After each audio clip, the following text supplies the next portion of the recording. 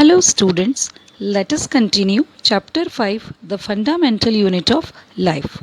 Today we are going to discuss our last topic, that is cell organelles. So, large and complex cells, including cells from multicellular organisms, actually they need lot of chemical activities. Why? To support their complicated structure and to do some functions for the body. So, to keep these activities of different kinds, these cells use some membrane bound little structures. These little structures are known as cell organelles. These cell organelles are of different kind. Some of them are endoplasmic reticulum, Golgi apparatus, lysosomes, mitochondria, plastid, vacuoles, etc. They are very important because they carry out very crucial functions in the cell. All these cell organelles support the complex cellular life, and some of the cell organelles are present in both plant cell and animal cell. So let us discuss one by one. The very first cell organelle is endoplasmic reticulum, ER. The endoplasmic reticulum is a large network of membrane bound tubes and sheets. It looks like long tubules or round bags. The ER membrane is similar in structure to the plasma membrane. Mostly there are two types of ER, rough endoplasmic reticulum RER and smooth endoplasmic reticulum SER. RER looks rough under the microscope because it has some particles called ribosomes attached to its surface. The ribosomes which are present in cells are actually sites of protein manufacture, while the SER helps in manufacture of fat molecules, or we can say lipids, important for all cell functions. Some of these proteins and lipids help in building the cell membrane also. Functions of endoplasmic reticulum. One function of the ER is to serve as channels for the transport of materials, especially proteins, between various regions of the cytoplasm or between the cytoplasm and the nucleus. The ER also functions as a cytoplasmic framework, providing a surface for some biochemical activities. At the last, SER plays a crucial role in detoxifying many poisons and drugs. And last one, synthetic activities. The next is Golgi apparatus. Golgi apparatus, first described by Camillo Golgi, consists of a system of membrane bound vesicles arranged approximately parallel to each other in the form of stacks. This system is also known as cisterns. Actually, these membranes often have connections with the membranes of ER and therefore constitute another portion of complex cellular membrane system. Functions of Golgi apparatus. The material synthesized near the ER is packaged and dispatched to various targets inside and outside the cell with the help of Golgi apparatus only. Its functions include some storage, modification, and packaging of products in the vesicles. And in some cases, only Golgi apparatus helps in conversion of complex sugar into some simple form.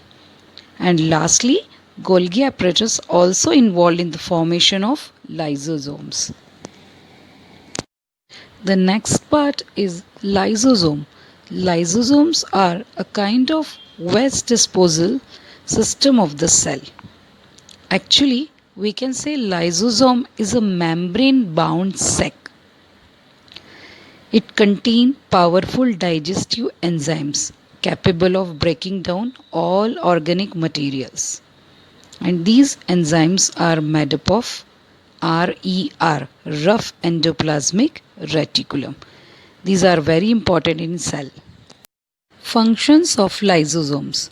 Actually, lysosomes help to keep the cell clean by digesting any foreign material as well as worn out cell organelles. Foreign materials entering the cell, such as bacteria or food, as well as old organelles, end up in the lysosomes. We can say finished in the lysosomes because it breaks them up into small pieces. Lysosomes are able to do this because they contain powerful digestive enzymes. During the disturbance in cellular metabolism, for example, when the cell gets damaged, lysosomes may burst and the enzymes digest their own cell. Therefore, lysosomes are also known as suicide bags of the cell. Mitochondria are known as the powerhouse of the cell, one of the important part of cell organelle. Mitochondria have two membrane coverings instead of just one. The outer membrane is very porous while the inner membrane is deeply folded. These folds create a large surface area for producing ATP chemical reactions. ATP we will discuss in next step. Now, mitochondria are strange organelles in the sense that they have their own DNA and ribosomes. We have discussed DNA and ribosomes in last video. Therefore, mitochondria are able to make their own protein. Functions of mitochondria. Mitochondria are known as powerhouse of the cell. Why? The energy required for various chemical activities needed for life is released by mitochondria in the form of ATP, adenosine triphosphate molecules. ATP is known as the energy currency of the cell. The body uses energy stored in ATP for making new chemical compounds and for our day-to-day mechanical work. That's why mitochondria is important part. Plastids. Plastids are present only in plant cell. There are two types of plastids, chromoplast, colored plastids, and leucoplast, white or colorless plastids. Actually, plastids containing the pigment chlorophyll are known as chloroplast. Chloroplasts are very important for photosynthesis in plants. Chloroplast also contains some various yellow or orange pigments in addition to chlorophyll, which is green only. Leucoplasts are primarily organelles in which materials such as starch, oils, and protein are stored. The internal organization of plastids consists of numerous membrane layers embedded in a material called stroma. Plastids are similar to mitochondria in structure. They also have their own DNA and ribosomes. Last, vacuoles. Vacuoles are storage bags for solid or liquid contents. In case of animal cells, vacuoles are so small, while in case of plant cells, vacuoles are very large in size. The central vacuole of some plant cells may occupy 50 to 90% of the cell volume. In plant cells, vacuoles are full of cell sap and provide rigidity to the cell. Many important substances in the life of plant cell are stored in vacuoles. These include amino acids, sugars, various organic acids, and some proteins.